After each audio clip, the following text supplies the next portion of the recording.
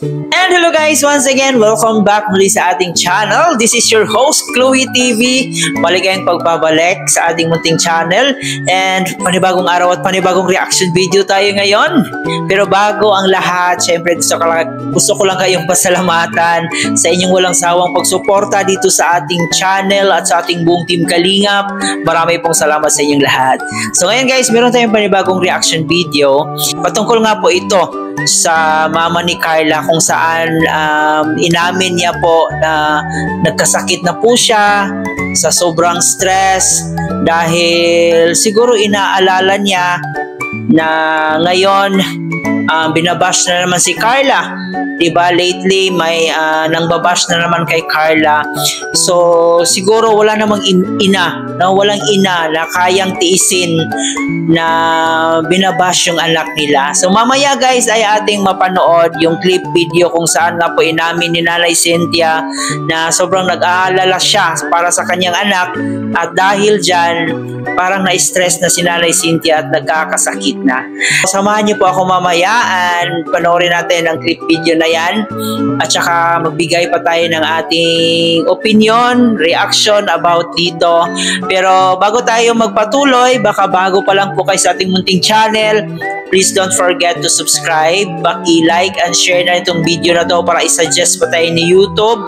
And of course, palagi natin suportahan ang pinakaama ng Kalingap, si Kuya Bal Santos Matubang, Ate Edna Vlog, Kalingap Rap, at syempre si Jack Matubang. Suportahan din po natin ang ating Keyboys, Kalingap Partners, mga charity vloggers sa Pilipinas na handang tumulong sa ating mga kababayang mahihirap. And of course, ang aking mga kasamang Kalingap Reactors, ang Karepa, ang Team Bios, lahat po naman gumagawa ng reaction dito sa Kalingap. Suportahan po natin sila. Yung mga legit Kalingap Reactors lang po. So, wag na nating patagalin pa. Panoorin muna natin itong video na ito. Kwarto mo? Ay, wala po. Lagi po ba nasa dait? Kasi may naasikaso po yun. Nag-asikaso mo pa niya? Malapit na po ba ang school? Oo. Pasok po. Pahirap mo kay kuya, sakit ang ulo mo. Parang napamayat ka. Palagi po baga ako may sakit na yung nakaraang ano po. Oo. Buwan. Ba't di ka nagpatingin sa doktor? Dahil na po ako sa doktor, ilang ano na po. Ano sabi ng doktor? Stress daw po. Ba? Nag-stress ka? Ano po, kaya mga bata po baga. Minsan po wala kami kasama kasi may asawa po kasi nasa dayo naman yan. Kaya nga sabi nito, bakit tayo? Kalis nga po yan, nalaot naman. Malaot ka na naman. Malakas nga po. Nataba ka sa paglaot. Mga ano po, tanggigi. Oo. Ito naman na namamayat. Naisip ka kasi. Na ano po na, ano po ba, nahahagas, na ano, kinakabahan po paggabi, pag malakas. Hindi, lock nyo lagi yung gate ninyo. Hindi po siya po, asawa ko, iniisip po palagi pag nasa laot po. Pag inaabot po ng lakas. Ano na bang ibang pwedeng pangkabuhayan na hindi yung babuyan? Meron mo po kami. Oo, meron sa nga baba babuyan. po. Kaso po hindi naman po yung pang araw-araw ang baboy. Araw-araw ko pong magagastos pero ang baboy po every 4 months ka lang. Oo, 4 months. Yun nga. Tama rin naman yung inyo. Kita po. Mahirap din talaga, no? Nakasanayan pa naman ni Kuya. Oo po. Palagi lang po magdadaan. Ay, kumusta naman ang kita? Ayos mo po. Saan ano tayo mo ngayon? Ay, dyan po. May Mercedes. Okay. Parang mas bumata ka kaysa kay nanay ngayon, no? Ano Kasi nangyari? masakit ang ulo ko. Pero walang sinabi ang doktor sa ate. Pahinga daw nga po. Pahinga lang. Pahinga po. Huwag mo nang alalahanin si Carla at marami nagmamahal kay Carla. Ay, kailan po yan. Kaso ano po. Minsan po di maiwasan ko ano-anong balita po baga. Oo. Hindi ngayon, sa ngayong panahon. Mga basyet baga po. Wala nang. Ang ano kasi, ang nangyayari kasi ngayon, dalawang grupo. May 18 at may 23. Kaya nga inahin ko lagi sila na magkasundo para kay na Carla at Jomar. Na magkasundo sila. Kasi kung mangyayari ay awayan ng awayan, nagkakawayan yung mga viewers, eh paano naman, bumaba baga ang views ni Carla? Oo, bumaba. Dahil napiktuhan talaga noong awayan. Kasi yung ibang viewers, yung hindi talaga nakikipag-away, ay doon sila pumupunta sa tika muna, mananahimik muna ako dyan, sa awayan na yan. Ang nakakawawa doon, yung dalawa, si Jomar at si Carla sa kanilang nangyayari. Hindi ko naman talaga alam kung ano yung kanilang talagang layunin. Kung may, yung 18 kasi, di ba, matagal naman na yung 18. Merong panibago na 23. Pero, halinawa ay magkasundo. Yun naman yung ating walang bashing. Kaso lang, meron talaga rin nagtapos ng mga bashing na iwan ko pati baga naman yung mga damit-damit na Ay po, tulad nga po nung isang araw. Sabi ko. Napanood ko lang naman po. Ang damit daw ng anak ko paulit-ulit daw pero marami naman damit. Oo, yun nga. Samantalang ano po yan talaga. Sensitive po yun pagdating sa damit. Oo. Kung ano po yung comfortable na suotin, yun po talaga ang talagang sinusuot. Kahit po dahil po yung gamit, kung hindi niya naman po gusto.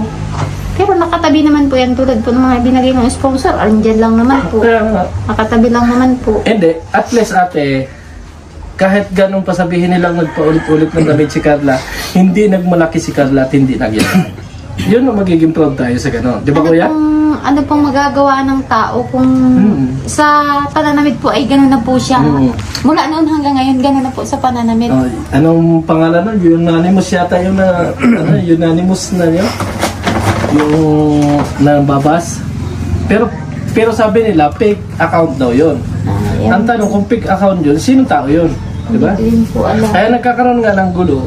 Gawa nga ng, sabi ko kasi, hinahimo ko sila pare-parehas, yung 18 to 23 na huwag na kayo mag-comment kung saan-saan. Huwag na kayo magparasumbong. Huwag na kayo kasi wala naman yung ginagawa si Carla at si Jomar eh. Hindi nga sila nakakilos. Hindi sila na Pero yung 23 kasi ngayon, nakapokus sa kay Carla at Jomar. Harinawa ay tuloy-tuloy, di ba? Ano lang. Kasi anday nagmamahal doon sa dalawa. Kaso nga lang, kaya ngayon ay nagkakaroon nga ng dahil nga doon sa mga bashing na yun. Pero huwag kayong mag-alala. Diyan naman yung mga nandyan yung mga nagtatanggol. At kilala mo natin si Carla. Di ba? Yan ang pinakamahalaga doon. Kilala natin. Ay huwag ka na ma-stress ate. Hapig to sa mga bashing. Ganun talaga yun. Sabi ko nga ate, kahit anong ganda ng pakikisama mo sa isang tao, ang titingnan sa'yo ay yung pangit. Di ba? Pag hindi ka po nila gusto. Oo. Tulad ni Carla. Ano ba ginagawa ni Carla? Wala naman. Oo.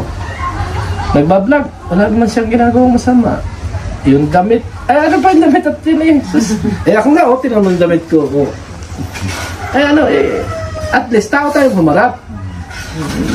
Kaya nga po, ganito lang. Damit lang po yan. Oo.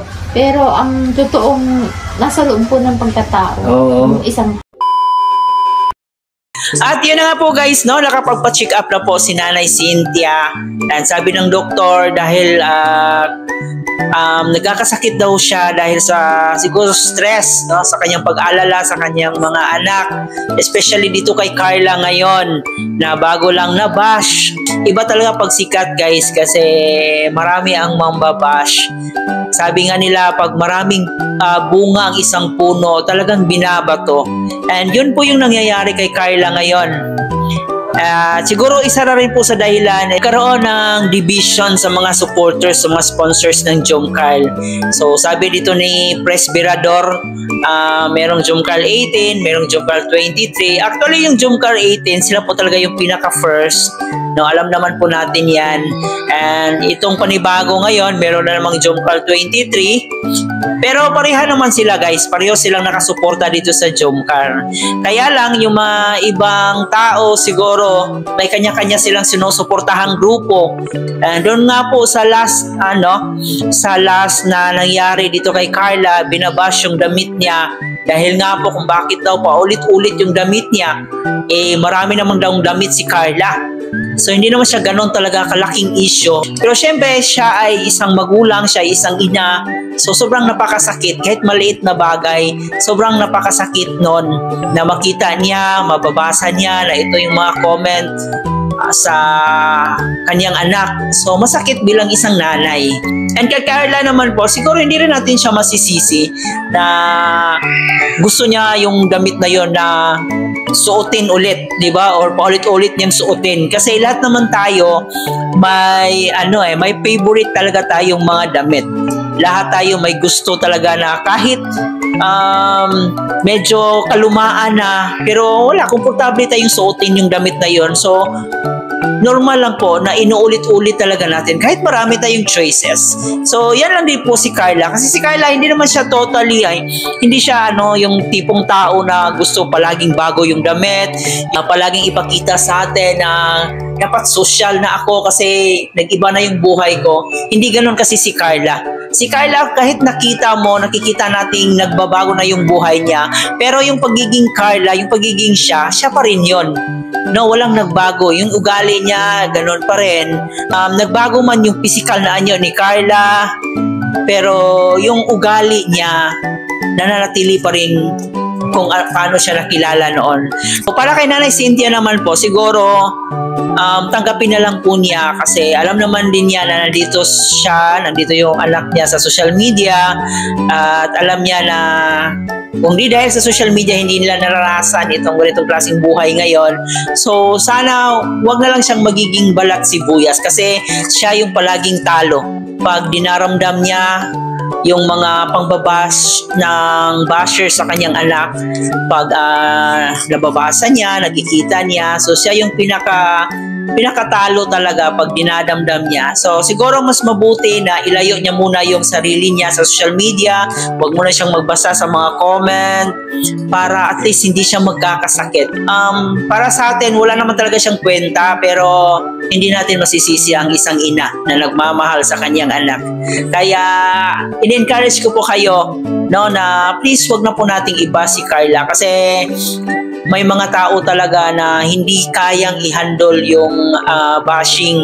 So siguro kay Carla parang na siya, nakapag-move on na siya about sa bashing. Pero itong si Nanay Cynthia, parang hindi talaga niya matanggap na may mababasa siyang panglalait sa kanyang anak.